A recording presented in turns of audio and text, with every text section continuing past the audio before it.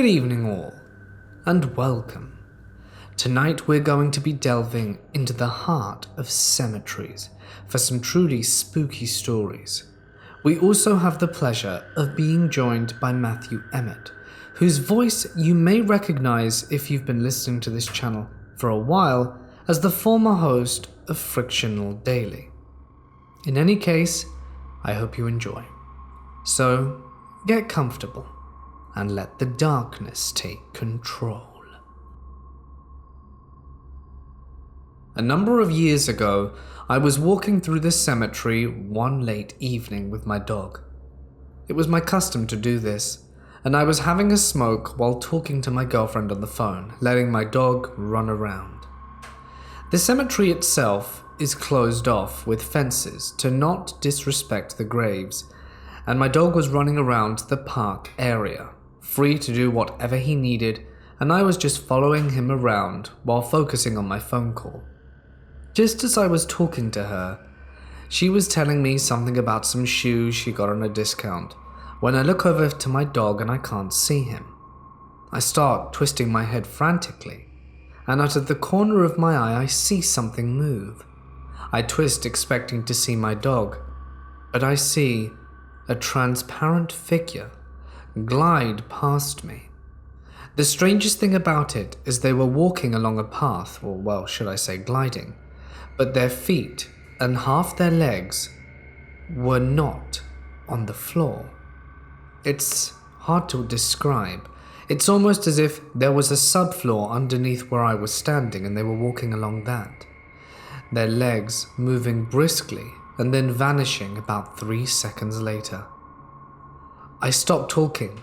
My girlfriend didn't pay attention as she was doing all the chatting, and after about half a minute did I realize and internalize what I had just witnessed. At that point, my dog comes running from behind me and jumps up, which pulls my attention back to the conversation at hand and my dog. I don't even tell my girlfriend what happened, and after a while, say I have to go and walk back home with my dog, trying to contemplate what I had just seen. It left me very confused. I've never believed in the paranormal, and I have no way to shake off or deny what I undoubtedly saw. I took a road trip to one of the most haunted locations in the United States, the Connecticut Union Cemetery in Easton. We walked into the cemetery and everything just felt peaceful. We walked around taking pictures and not getting anything or feeling anything to be respectful towards the dead. So I head to the other end of the cemetery near the church. All of a sudden, I became lightheaded, nauseous, and my cheeks got flushed. I told my friends I was gonna go sit in the car because I was feeling weird. Sitting in the car didn't make me feel much better. My friends came back and off we went, and as soon as we pulled away, I felt fine. I instantly realized how weird that was, so I said, let's go back. We did, and as we pulled in, I looked at the church that is next to the cemetery, and I once again felt sick. We did this one more time to make sure what was happening was a real occurring phenomenon by entering the supposedly haunted cemetery. My friend and I were with their 15-year-old twin daughters who went to that area of the cemetery, and the daughters agreed they didn't like the vibe the area gave off, so we all turned around to go to a different area of the cemetery. My friend said she didn't feel much but did notice she got a slight headache. Super strange experience. I don't think I will ever go back. I can't shake the feeling it gave me, and I wish I could find more information about that church and cemetery. I just wanted to share my experience and see if anyone else has experienced the same physical symptoms. There's a cemetery by one of the churches nearby that boasts to be the oldest in town, Bear Creek Cemetery. It is the oldest and smallest. It's set pretty deep and you can barely see it from the highway it passes by. As a kid, we went on field trips there. This was in the 1980s, so seriously kind of screwed up to take some 7 to 11-year-olds. There was something really creepy, and from the stories, apparently there's a ghost that appears and leads you back to the entrance if you get lost. Thankfully, my teacher was not directionally challenged, but she did tell us never to go at night.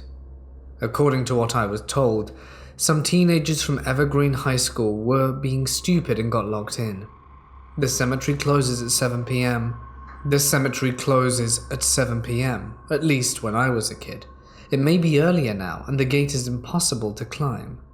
Now, from what I was told, and honestly, the teens were saying that they saw green lights all over the place. There are no electric lights there. It's so weird. But of course I was skeptical of this story when it was told to me, and I was 9. Did I want to try my luck? No. But one of the teachers decided we would wait by the entrance for the rest of the field trip group. We were kind of playing near a creek bed right by the entrance. It was 2 p.m. and we were waiting for the rest of class. We had to do gravestone rubbings for part of our project. We did ours early and just waited for the rest. My teacher, myself, and maybe 3 others were just milling around unaware of the time. In fact, somehow we almost missed the bus back to Wilmot. It felt like time froze in that place, and I was wearing an analog watch, and unbeknownst to 9-year-old me, the battery died, which was weird seeing as I'd only just got it. What's also strange were all the pictures my teacher took of us kids were all washed out. She made a school scrapbook and snapped pictures of us doing the gravestone rubbings. What sucked is she threw the pictures away, so I have just memories, and my parents didn't trust me with a camera till I was 11. I still want to go back and do the gravestone rubbings of the old graves before they fade away from the elements. Just to make things clear, I don't believe in ghosts or have ever believed in ghosts, but this one experience made me think of what ghosts are if they really existed. It was maybe around 6 years ago now. Keep in mind, I live in Norway, and in the winter it gets dark really early. My family, some cousins, and I were having a family dinner at my grandparents' house. After dinner and some hours of chatting, one of my cousins and I decided we wanted to walk to his house as they only lived 20 minutes away. At some point, we have to walk past a church and a cemetery that barely has any lights. My cousin said it would be a lot faster to walk through it than around, so without thinking we started walking through the cemetery. Maybe just around 20 meters past the gate, I feel eyes on me despite not seeing any other person around. I start looking around, but I spot no one. Then, I look behind me, and there's this guy there, standing in front of a gravestone. I felt as if this was the very reason I creepily felt eyes on me. They don't react at all until we take a few steps, and I'm still looking at him in horror. That's when the man standing there should have blocked the light from one of the few lamps behind him, but I could see the light straight through him. I think this is the only time in my life I have ever truly been terrified. As anyone would do, I asked of my cousin if he could see the guy standing there. He didn't even turn to look and just said, "It's just a guy spending time with someone he knew." I tried to tell him, but he was clear he had no interest in looking. I gave up on convincing him and we walked out of the cemetery without anything else happening. I don't know if he saw the same thing I did and was as scared, or if he saw the guy and saw no transparency unlike I did. He might have also thought I was simply trying to scare him. Either way, it scared the shit out of me. But somehow, my cousin managed to calm me down and we got to his house safely. In summary, we walked through a dark cemetery, saw a guy with light passing through him. My cousin might or might have not seen the same anomaly as me. I travel to many different cemeteries for work in Massachusetts. I am a grave salesperson and go to these cemeteries on an at-need basis. One day I was finishing up a sale and decided to use the bathroom in the tiny office shed in the back. The door to enter the office was locked, but the bathroom door was broken and wouldn't close all the way. I didn't care that the bathroom door wouldn't really close because no one was coming into the office anyway. It was late and all the groundsmen went home for the day. Just as I finished my business, the bathroom door slammed shut, and since the knob was broken, the door just bounced and swung open. My first reaction was that someone entered the office and the air pressure sucked the door open. I ran out and see no one came in. There were no open windows to cause a breeze, and this door just slammed shut on its own. I was shaken up, but I still had some paperwork to complete. I acknowledged there may be a presence in the room with me, but I didn't want to appear frightened if there was. So I sat down there for a few minutes and took my time finishing the work. Nothing has happened there since, but I always acknowledge the entity, as if it's watching over the place. I've only lived in one house all my life, technically two when I was first born. From as young as I can remember, there was always a shadowy figure, night or day, bouncing from room to room down my hallway. My mom also often saw it, but Dad not so much. I'd often get home from road trips and had found my toys had been moved around in weird places, such as the edge of my bookshelf, in a line, or with their heads facing the ground. As a younger kid, I always found this quite disturbing, but would always look for a logical answer anyway, such as maybe the cleaners moved it when they cleaned the house and such. Mom and Dad ended up divorcing when I was about 9-ish, and Mom found this quite hard. She'd often cry, as you'd expect. She would later tell me that she'd feel strangely comfortable at these times, as if a man were placing his hands on her shoulder, comforting her. There were also small things here and there, such as the footsteps of a man down the hallway as I bedded for sleep, or the slamming of a door on a still day with all windows and doors shut. In talking to my dad in later years, we reminisced on some of these weird encounters, pondering on the logical explanations for them. He ended up explaining that before they had purchased the house, a man had hung himself in the hallway after losing his kids and wife. Funnily enough, after purchasing a dog in 2017, all these weird encounters started to stop. No more figures down the hallway, no more weird moving of items, no more walking down the hallway. Maybe Fletcher, my dog, scared him off? A more prolific paranormal event I experienced when I traveled to South Australia for the first time with my mom and stepdad for Christmas. At the family Christmas event, I met my stepdad's sister-in-law, plus brother. He was quite the ghost hunter, full of business and all, and asked me if I was interested in going hunting with him the following night. I thought, sure, why not? It'll be a bit of fun. We ended up going to this graveyard in Barossa Valley, St. John's Kapunda, which was located down the hill from St. John's Convent, reformatory for young girls. The place is abandoned now and closed to the public, but the cemetery is not. The story goes that in the early 1900s, Ruby Bland was raped by the priest of the reformatory and became pregnant. In an attempt to abort the baby, Ruby was murdered in the process. Thus now, Ruby roams the graveyard, searching for her lost baby. Upon arriving there, and for the first hour or two, I was like, this is so overrated. A young girl who was in our group was faking a few things here and there, which was a bit ridiculous. However, I'd say about 2 hours in, I became fixated with this big tree in the corner of the cemetery. I could not take my eyes off it. It was like I was in a trance. The hair stood up on the back of my neck and I had goosebumps all over. I confessed this to my brother-in-law and he said I should take a recorder and go talk to the tree. It felt a bit silly, but I thought I may as well. So after about 5 minutes of asking questions to the supposed ghost of Ruby, not much was occurring. As I began to give up, everything went somewhat dead silent, and what sounded like a sobbing girl was breathing right in my right ear, so loud. I don't think my heart has ever pounded so hard. I ran back and was shook for the whole night. I don't know if it was just my fear or what, but I had become quite pale apparently and barely spoke for the rest of the night. After checking over the recording, it did in fact pick up this breathing. I'll try and see if I can get my old mate to send it back to me, and I'll place it here on this post. The last one I can mention is in regard to my granddad's death. I don't know if this is paranormal or just coincidental.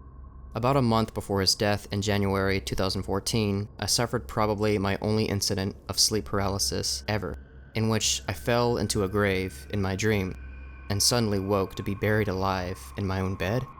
It was quite scary, but I didn't think much of it. My granddad's funeral comes around, and at his burial, most of the family came up to throw in a poppy to honor his service as an Anzac. I threw it in and all was good. I went to walk back to my seat and my uncle grabbed me and pulled me back into line, and just said I should do it again. As I went up a second time, I tripped, and had a deja vu of falling into the grave just as I did in my dream. Fortunately though, my uncle caught me and I didn't actually fall into the grave. About 10 years ago, I was in college and my history teacher wanted us to go to a historical site of our choosing, take pictures and write about it. I chose a small cemetery in my hometown that I would pass by that was wedged between two apartment complexes that always fascinated me. It was fenced off, so I couldn't go in, but I was able to take a picture with my digital camera of the historic marker, and while I was at it I took a few more photos for fun. Once I got home, I put the SD card in my computer and thumbed through the photos. At first glance I didn't notice anything, but on one of the photos I noticed a blue orb in the trees and two red and orange orbs at the base of the trees. I zoomed in on the blue orb, but nothing really spectacular when I zoomed into the red ones. And that's when things got interesting. I saw faces, like tiny little men with big round noses and a chubby older face with crow's feet smiling. I think one was wearing a hat and one was not. I don't remember beards, and one of them, without a hat, was bald. I also saw what looked like a squirrel trapped in the bark of a tree. Like one of them put it there. I was so excited to see it, I called my boyfriend at the time to the computer to look. He saw what I saw, and at that moment my card got corrupted. I was so upset. I think we weren't supposed to have seen them and somehow they managed to mess up the card. As for my history assignment, I went to another historical site and got my pick. I live in Oklahoma, and I'm really into finding abandoned places and exploring them. I found out a few months ago that there is a forgotten cemetery a few minutes away from my house. I've lived in Oklahoma my whole life, and I've never even heard anyone mention this place before. So I looked it up and did more research on it to make sure that I wasn't walking into something crazy or where I could possibly be harmed. I found out that it was a site of an old school house, and that there was no marker, so people had basically just forgotten that it was even there over the years unless they had a loved one that was buried there. I waited until daylight to go just in case, because I wanted to be able to see everything around me since I was in the middle of nowhere. I ended up asking my sister if she wanted to go with me so I wouldn't be alone, and God am I glad that I asked her to come because I never thought I would have seen what I did. We woke early the next morning to go before it got hot because it was summertime. It was 10 minutes away from where I live, so it was a pretty easy drive. Finding the exact location was the hard part. Once we found it, we pulled in and got out to start looking around. The grass was all overgrown, and you couldn't really see the headstones anymore. So we had to be super careful walking around because we didn't want to step on anyone. We walked around for an hour or so, and then we stumbled upon this opening where the old school house used to be. All of a sudden, out of nowhere, it sounded like something or someone was running right at us. But there was no one else around. Mind you, we were in the middle of nowhere. So we stopped what we're doing and back up a bit to look and see what was going on. Neither of us spook easy, so we looked around and saw nothing. We decided it was getting too hot to stand out there for much longer. We started walking back to the car, and again, it sounded like something or someone was running at us, but faster this time. We both took off running to the car and didn't stop until we got in and locked the doors. As we sat there, I looked up more about this place. It's known by a few people to have major activity, and it's so bad they actually tell you not to go there at nighttime. I read stories of people who said they had seen figures walking around or someone asking them for help and then disappearing a few minutes later. I'm glad I decided to wait until daylight and that I asked my sister to come with me, because I don't know what I would have done if I heard someone that I couldn't see running at me if I was alone. I've never been back to this graveyard. It actually scares me to even think about going back after what happened. When though, it wasn't anything serious like some of the other stuff people have said has happened to them. Maybe one day, I'll have the guts to go back. I lived in a house that used to be a funeral home, and the basement was obviously where the bodies would be prepared. You could tell just from the overall look of it and doing research on the house years later that it proved to be true. There were lots of graves in the backyard from children who died in the 1800s from an assortment of illnesses. Well, one night while staying up and playing some Crash Bandicoot, I heard a small child laughing at the top of their lungs and then run down the hallway. I was home alone, and my sister was visiting a friend on the other side of town. I went downstairs and nothing. Everything was still locked up, no footprints in the snow, etc. A week goes by and my sister is sitting downstairs watching the telly and mentions seeing a boy wearing very odd style clothes standing on the stairs watching her before walking back up and disappearing. We'd also heard coughing from the basement, people walking around, and some of the creepiest was the doorbell ringing after we removed the batteries and ripped out the wires. Fast forward about 12 years later, and my sister has moved back into the house and tells me she still sees the little boy, but more frequently, and his appearances have been more unnerving. I lived in a small Kentucky town throughout middle and high school. That's as specific as I'll go. In this town, there was a large cemetery with a house on its land, and of course, my large family decided this was the place we would love for 2 to 3 years. For reference, imagine a perfect rectangle. The entire right 2/3 are graves. Maybe even more than that. The left third is a condemned garage, with graves behind and to the side of it. In front of this garage is my home. An old house that had been around for decades and decades, in terrible shape, but hey, it was cheap. Right away, it was an unsettling home, with an added-on patio surrounded by windows that never felt empty, day or night. This home had steps on the right that led to the basement, and the door in front led to the main home. The entire house was freaky, and everyone often felt watched or followed, with footsteps being reported from my siblings regularly, but nothing we hadn't seen before. Now to the basement, aka my living area. It was a largely unfinished basement, just concrete all throughout. 1/3 under the stairs was the laundry/shower room. This was just a slab of concrete and a spray head, so let's just say it was horrid. Then there was a large main room where the patio steps connected to, allowing 2 entries and exits into the basement. It's important to know that in 3 years the patio basement door was only ever used a handful of times, usually by me for sneaking out at 2 a.m. to get away from this horrible house. There were 2 small rooms with no doors connected to this main room, used for storage originally but turned into mine and my brother's rooms, even though he only stored things there and slept upstairs, being a small child at the time. The rooms were connected by a joint closet. My room was initially closest to the patio door, on the far side of the room from the house stairs. I spent the first 1.5 years in that room. This is the beginning of the terror I experienced. In this room, I used an old mint and green bedsheet as a curtain, and it only took my first night to fully understand this place was not normal. I would hear objects move in the main room. The light from the shed that poured in from the ground level slit of a window would randomly be blocked by shadows. Whenever I left my room at night, I ran. I ran as hard and as fast as I could to get up the stairs, dashing up the creaking old wooden steps, making as much noise as humanly possible just to not hear it all behind me. I was always being watched, especially in the main room and from my closet.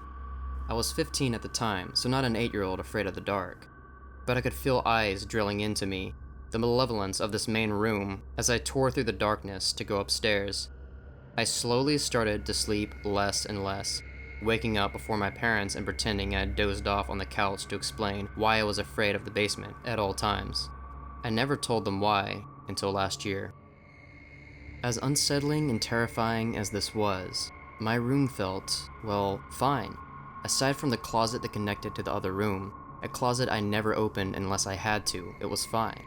I wasn't disturbed in the room and just left the lights on when I could. However, after the first year, toxic mold pushed me from my room to what was originally my little brother's room, aka the place where he left a few things, largely empty. It was here that spooky escalated to images and voices that have haunted me for 10 years, still causing me to wake at 2 a.m. screaming and begging for help. My wife, who was dating me at the time I lived there, has said it's become normal for her to reach over and comfort me when this happens. Right away in the new room, things changed. No longer was I isolated in a corner of the basement. I was dead center. The same curtain hung over the door frame, but the basement window light went right through it. I could see them. People of all types walking through my basement, conversing, silhouettes burned into my mind of a man in a large hat and suit, speaking to someone about the boy in there, always moving past my door. They knew I was there. They knew who I was. But they weren't my family or friends, as I would on occasion muster the strength to turn on all the lights, grab every flashlight I had, and run into the room to find no one. Not a single person. I'd run upstairs to find everyone sound asleep, tears down my face as my whole body shook. I would stay upstairs until my folks were up. It was here that the nightmares began, which would lead to sleep paralysis at times, a terrifying situation on its own, but not inherently paranormal. The comfort I had was leaving Dragon Ball Z season DVDs playing all night, 8 hours straight, never letting the room dark. The spirits and shadows walking past my room became common, but not quite nightly. I was afraid, but felt no danger from them. They left my room undisturbed while I was in it, seemingly respecting my space in this hell. Until it came. I awoke one night, surrounded by darkness, the light from outside shockingly dim. My eyes opened immediately as everything felt wrong. It was too quiet, as if something had snuffed out all hope and joy in the world. Then I saw it, a black mass, leaning over me. It was small, no larger than me anyways, and the purest black I have ever seen. It was shadow amongst shadows, darker than the night sky on the starless night. It was there, looking down at me, almost playfully, but I could feel its anger, hatred, amusement. I'm not sure, but I closed my eyes, paralyzed with fear, making certain I could move, and this wasn't a dream or paralysis. I could, which only stopped my heart for a moment. I can still see its eyes, all these years later, piercing into me. The thought alone has tears forming even now. I had to make it leave. Nothing had violated my space before. I closed my eyes as tight as possible, jumped forward through it, and slammed my light on. Without skipping a beat, I turned the TV back on. A TV where I disabled the auto off-on feature as soon as I moved into this room. The Dragon Ball DVD theme of the original brick set began repeating as I sunk into the corner of my room. This creature gone, my body shaking as I curled up in a ball and just stared out into the main room. I stayed there for several hours until the sun rose before going upstairs. This was the only time this creature made its presence so known, but it would still watch me. It always had. I can feel that cold envelop me from time to time downstairs. This entire house was haunted, with objects falling and steps being heard all throughout. But the basement was my hell. Last year, I finally told my siblings and parents what happened, and asked if they felt anything similar. Their stories weren't as graphic or terrifying as mine, but they had experienced things, especially in the basement. It's why my brother never slept there, why my little sisters wouldn't even go down the stairs unless with us older kids, and even then, they'd leave quickly. 2 years later, this house was condemned, and I visited the now-filled foundation where my former room was. It was then that I really understood how I spent years sleeping on the same level as the bodies that surrounded my home on 3 sides. That I could feel this creature had left this ground, or at least wasn't watching me anymore. My wife is convinced it attached itself to me for years, but that's for another day. Thank you for listening to what is the most horrific chapter of my teenage life, and I hope you enjoyed. Over the years, I have come to terms with what I saw down there, and allowed myself to open up to the paranormal more and more. Most of these encounters don't scare me, and nothing has ever liked that creature. My dad and uncle, both in their 60s now, are not the kind of people to believe in the supernatural. Not ever. But once we had this discussion going about the scariest experiences, mostly jokes and whatnot. So they both recall this one time when they were about 15 and 18 each, my dad being the younger one. Back home in Morocco in the older days, there was this stupid game where teenagers in the countryside would like to prove that they were fearless and not children anymore. The game was to go into an abandoned and old Muslim graveyard and go into the centerpiece, which was usually a small mausoleum, where someone of great religious importance was buried, or just a small mosque, and then light a candle. So my uncle is the one who'll go into the graveyard and do the deed. Get into the small building and light the candle, and then leave back to rejoin the group. So my uncle easily gets through the graveyard into the building and lights the candle. Then as soon as he leaves, the candle goes off. His group tells him to go back and light it, and the process starts back, and again the candle goes off. Now they are slowly getting creeped out, So they all get inside the building. They light the candle and start looking around. What they see next scares the light out of them. A person in full Moroccan jaliaba, a traditional Moroccan's menwear outfit, is sitting on a bench and looking at the ground. They can't see the face since it has a hood on. Now they haul ass and don't stop until they're far away. My father and uncle never told anyone that story, and they still flatly refused to believe that it was anything paranormal. But from their tone you can tell that for two very rational and logical men, they are still unsure by whatever was there, especially that the place was next to a village in the middle of nowhere, where everyone knew each other. Backstory. I'm somewhere between an empath and a medium. I've been told by so many people, including other mediums, that I possess a gift. My great-grandmother was a medium, and when she was dying of Alzheimer's, I was the only family member she remembered. I was only 4 years old at the time, but she knew my full name and knew I was her great-granddaughter. Backtracking a bit, when my other 3 cousins and I were all born, I was the second youngest. She took our baby pictures to a medium. She knew she wouldn't be around to see our futures unfold and wanted to know what would happen to us. She described my cousins' future to a T. They're living the lives that the medium said they would. When she got to my photo, however, she pointed at it and said, "This one is special." And my great-grandmother wouldn't say what that meant. She couldn't. Moving forward about 3 years, it was mere days before she became fully bedbound and she was walking around her nursing home with her fists clenched tight. A nurse came up to her and said, "Anna, what do you have there?" She opened her hand and in her palm was the very same picture of me that she took to the medium 3 years prior. Throughout my childhood, my mother would catch me talking to my great-grandmother after her death, and no one had even told me she died. I just knew. Now that you know about my family's background with this sixth sense, let's get into what happened last summer. I live in a very old town in New York. There are tons of abandoned places to explore, many of them being allegedly haunted. I'm always respectful when entering any old grounds because I know what could happen if you aren't. There was a church across the way from my favorite coffee house. It was locked.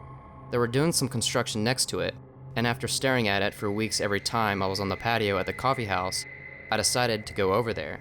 The construction workers were very nice and let me walk around the property during their break. There was a well in the middle of the grounds they were digging up, which has now been destroyed, and I felt like I had to go see it. It was all made up of stone and had a little roof above it and everything. I stepped in and took a photo, and immediately felt the urge to run back out, so I did. I later found out that the construction site was on top of hundreds of graves. Tombstones just thrown out so they could build condos right on top of the deceased. So fucked. Anyway, I went home that day feeling unsatisfied. I wanted to know more. I asked my father about the church. He lived in this town his entire life. He had to know something. Him and his friends used to mess with the graves behind the church apparently. Gross. I didn't notice there was another part of a graveyard behind the church. The church is on a hill and you basically have to slide down the hill and hope you don't fall to get to this graveyard. The following day after the well incident and speaking to my father, I went back. It was a hell of a time getting down there, but I made it. I got the complete opposite feeling of what you'd expect from a graveyard. I felt like I was being hugged. The sunshine wasn't overbearing and there were butterflies floating above the tombstones. I walked through slowly, saying hello to every grave I passed, addressing the deceased by their name if I could read their stone. Once I felt like I overstayed my welcome, I left. But as I was leaving, I passed by a tombstone that was for a gentleman named Joseph Cromwell Jr. Remember that. Almost as soon as I got home, it started, ringing in my ears, feeling like I was being pushed around every time I walked through a doorway, resulting in bruises, waking up with scratches and bruises to the point where my whole body hurt, and feeling like I was never alone, ever. I went to my local medium and got a reading done because I knew something wasn't right. She concluded that Joseph Cromwell Jr., whom I didn't mention, she just knew his name, was following me because I looked like his wife, whom he used to beat on the regular. I was given instructions on how to release him and let him know that I was not his wife. He was convinced that I was her, and apparently kept telling the medium that he loved me and he just got furious sometimes and he couldn't help but to hit me or shove me. He hasn't come back, thank God, and I never returned to that graveyard after sending him back to wherever he came from. I attract a lot of restless souls. This story in particular was just the most recent one. I vividly remember this. It was a Saturday in 2004. I was a freshman in high school and was walking towards Saturday school for getting in trouble. I'm not sure what I did, but my mother dropped me off at a donut shop around 5:30 or so in the morning. She dropped me off early because she had work at 6 and school was not open. So I ate a few donuts and made my way towards high school. I walked about a block and a half and got to the street where I used to live. It was a creepy street because smack dab in the middle was a very small fenced-off cemetery surrounded by 8-foot-tall iron bars. This cemetery was no more than 100 by 200 feet in size, and I was walking on the side of the street that the cemetery was on. And when I got about halfway past the cemetery, I looked over and saw what looked like a little girl who couldn't have been more than 8 or so, who I think was on her knees facing away from me, looking towards one of the gravestones. I stopped and stared at the little girl for a second, not scared but nervous for her safety. "Hey, are you okay?" She didn't move or respond to my voice. I called out again. "Do you need help?"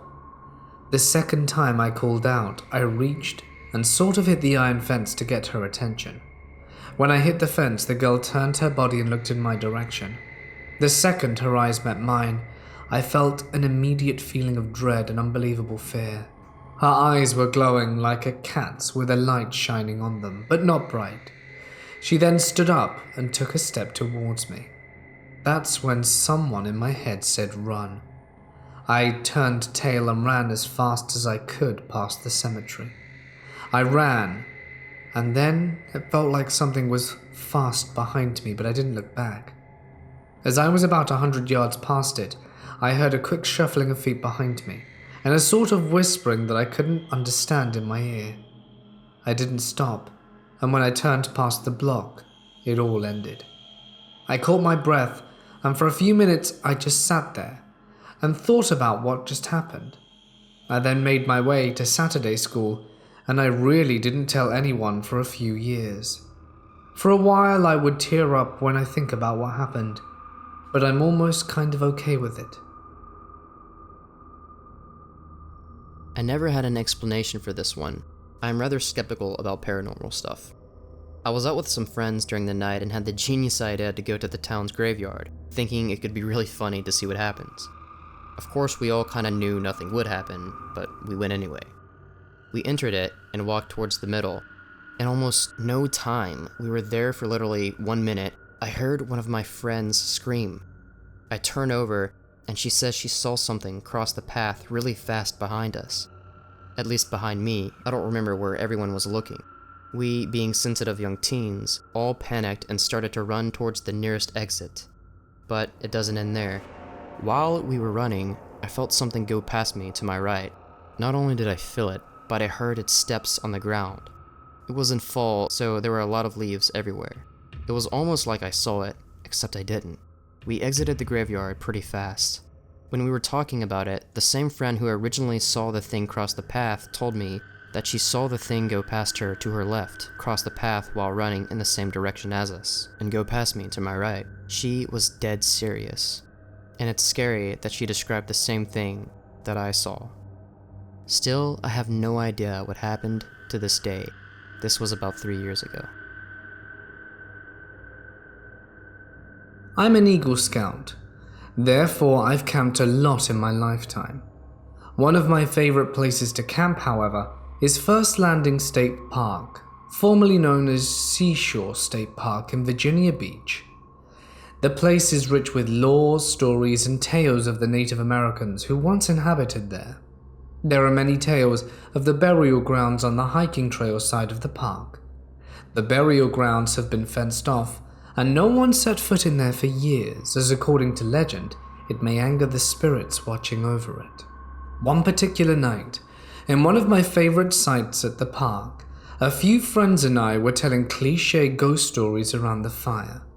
It was a cool night, and it was extremely quiet, save for the cicadas. We decided to go on a walk to enjoy the darkness and maybe walk on the beach. At about 1 a.m., we started to see little dim lights flittering through the twisted trees there. We assumed them to be fireflies, but they grew more numerous as we walked on, so we decided to cross Shore Drive to see the burial grounds. As we neared, the air grew cooler, but it had a welcoming sense to it. The glowing lights had all but disappeared by now, and we were eventually about 10 steps from the burial site, and decided that was far enough. We paid our respects and thanked the Chesapeakeans for the stories they left behind. The walk back was quite cool, and it felt as though we were being pushed away from the trails. The Chesapeakeans and the Europeans didn't get along too well when Jamestown and various other settlements were founded, sadly. So, to the one who isn't of Chesapeake descent, the park is very unwelcoming at night. I have a few friends who are Cherokee, Lenni Lenape, and Powhatan descent, and none of them have ever felt welcome in the park. They're always creeped out and want to leave once we arrive. I've seen figures walking around the park at night, typically wearing what looks like regalia. We've heard drums, chanting, and quiet footsteps in the middle of the night. I'd say it's frightening, but really it isn't. It's quite fascinating. Knowing that the spirits still roam their home is saddening, though. Knowing they may see what it has become, how the land has been desecrated by the ignorant, and how it's been left to drunk college kids and crazy Cub Scouts. In a way, it's nice to know the law has been preserved by the state. Regardless, if you live in Virginia or anywhere near the Chesapeake Bay,